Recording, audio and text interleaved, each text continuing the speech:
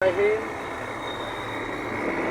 সবাই যা বাড়িতে ফ্যামিলি নিয়ে মন আনন্দ দেওয়ার জন্য, আর ড্রাইভাররা এত কষ্টের বিনিময়ে তাদেরকে আল্লাহর রহমতে নিয়ে সৈসালামত জায়গা মতন পৌঁছে দেয়। এরপরও মানুষ ড্রাইভারদেরকে এত বাজে মন্তব্য গালাগালি করে। আমাদের দেশে যে উপকার করে সে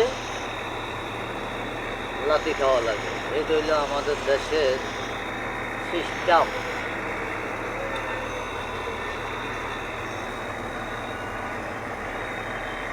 কত যে ক্ষতি